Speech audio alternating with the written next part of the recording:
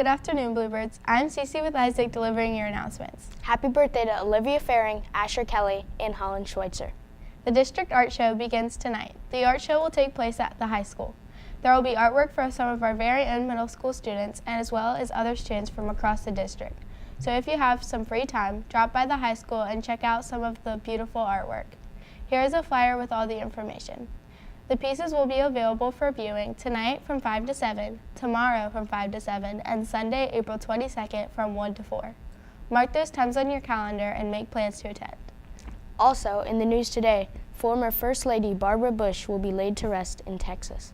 Since her passing this past Tuesday evening, condolences have been pouring in, reflecting on what a wonderful person she was and how she was the true stronghold of her family. Her funeral is invitation only. Here's a little more about Barbara Bush. First ladies make incredible impacts in our country, such as Martha Washington, Mary Lincoln, and Michelle Obama, so they should be acted upon with great respect. Former First Lady Barbara Bush was in terrible condition. Her health declined over the past few weeks, and she decided to move out of hospitalization and focus on her comfort care in her Houston, Texas home about a week ago. However, on April 17, 2018, Barbara Bush passed away. Barbara Bush was one of the most influential First Ladies because of her style and political strategies in the 1980s. She had a warming personality, and she was always focused on the well-being of others. Her family spent time with her and her husband, former President George H.W. Bush. Barbara Bush was the only woman to be the wife and mother of a president, besides Abigail Adams. Her children and grandchildren were sad to see her in such terrible condition, and they are happy that she's in a better place. Barbara Bush was one of the most extraordinary First Ladies, and we owe her full respect. In these times, we are witnessing sad but important events that could be in our next history textbooks.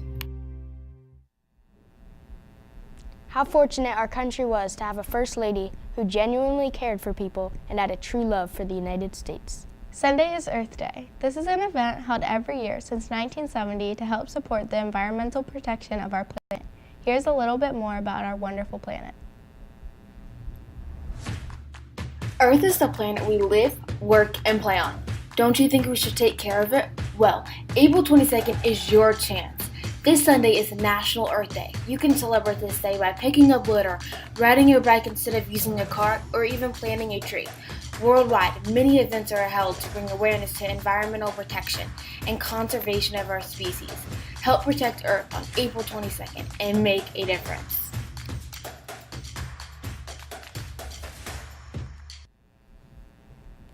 Another piece of interest is that Earth Day is celebrated in 193 countries. So what can you do on Sunday to make this planet we live in on a little better?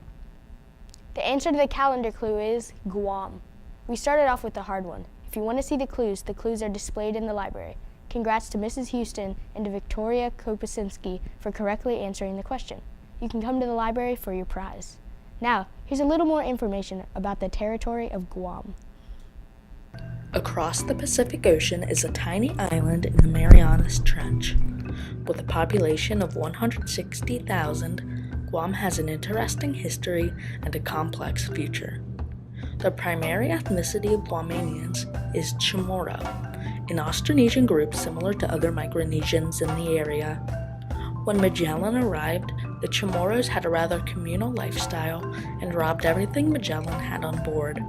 The Spanish then colonized, and during the Spanish-American War, the Americans found Guam completely undefended and took it.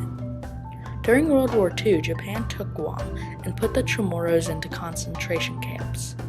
After island hopping, the Americans took back Guam. Here Guam is today. The people do not pay federal taxes, but do not have ability to vote in national elections. Guam also sends one representative who can only speak, but not vote. Even Americans born on the mainland who move to Guam cannot vote, but Americans who move out of the country can still vote.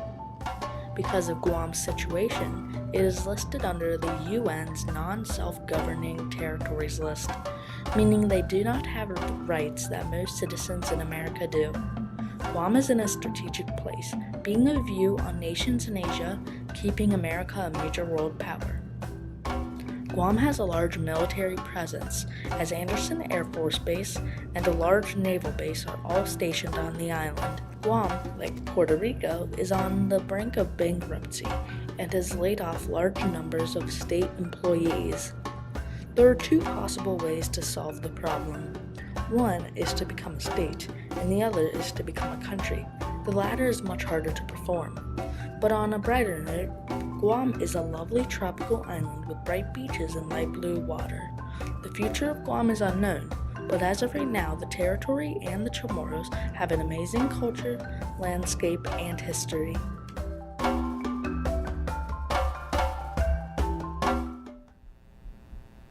For lunch today, we are having shrimp poppers, mac and cheese, and steamed peas. The alternate is chicken nuggets. For lunch on Monday, we'll be having breaded mozzarella cheese sticks with dipping sauce and steamed vegetables. The alternate is hot dogs. Remember, you can always fix yourself a salad or add fruit to your lunch. Have a great rest of the day, Bluebirds.